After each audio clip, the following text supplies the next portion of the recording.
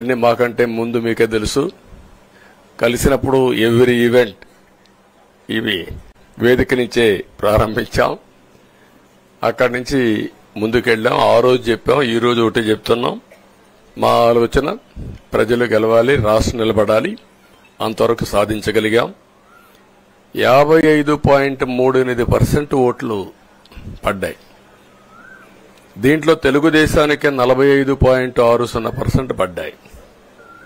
వైసీపీకి 39.37% పడ్డాయి. ఇది ఊహించినటువంటి ఒక్కొక్కసారి 95,000 మెజారిటీ. ఒకప్పుడు నేను చార్మినార్ ఎగ్జాంపుల్ చెప్పేవాడిని.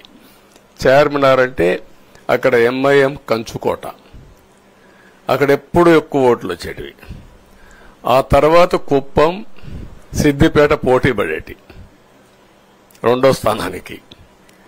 అప్పుడు కూడా 70,000, 80,000, 50,000 కాడ ఆగిపోయేవాళ్ళం. ఈసారి 95,000,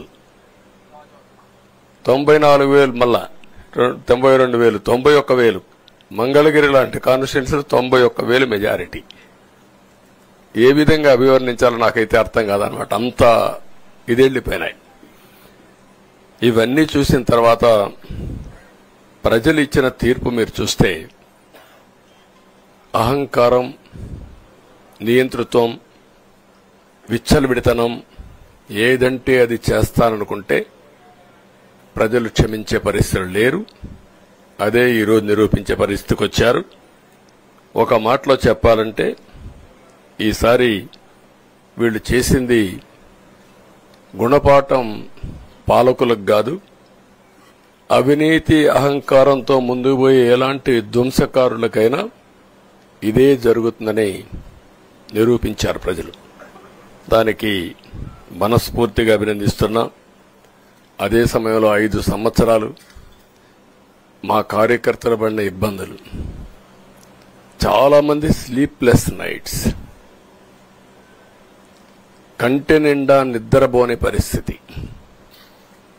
అక్కడి నుంచి నేను చూస్తే చాలా కడాన మనిషిని హింస పెడుతూ, నువ్వు ప్రాణంతో బతకాలంటే జై జగనన్నమంటే జై తెలుగుదేశం, జై చంద్రబాబుని ప్రాణాలు వదిలిన సందర్భం చంద్రయ్య. ఇది తలుచుకుంటే ఆ కమిట్మెంటే, ఆ త్యాగాల ఫలితమే ఈరోజు ప్రజాస్వామ్యాన్ని కాపాడుకోగలిగాం. ఒక్క మా కార్యకర్తలకే కాదు, మీడియా 5 ఏళ్లు మీరు పడిన ఇబ్బందులు, మీరు కోర్టుల చుట్టూరు తిరిగిన ఇది, మిమ్మల్ని సిబిసిఐడి ఆఫీసులో పెట్టి వేధించిన విధానం, అవి తలుచుకుంటే ప్రజాస్వామ్యమే సిగ్గుతో తలంచుకోవాలి. అలాంటి సంఘటనలు జరిగాయి. మేనేజ్మెంట్ని ఒకరినని కాదు, ఎవరినైనా పట్టుకురావచ్చు, ఏదైనా చేయొచ్చు అనే ధీమా వచ్చేసి ఇష్టానుసారంగా ప్రవర్తించే పరిస్థితికి వచ్చారు. అదే సమయంలో ప్రజల మీద, మా పార్టీ మీద సరే, ఈవెన్ జనసేన, పవన్ కళ్యాణ్, ఆయనకు కూడా స్వేచ్ఛ లేదు. ఎక్కడైనా సరే విశాఖపట్నానికి వెళితే ఉన్న పళంగా విశాఖపట్నం నుంచి వెకేట్ చేయాలని తిరిగి, అంటే నగర బహిష్కరణ, ఒక నాయకుడిని నగర బహిష్కరణ చేస్తే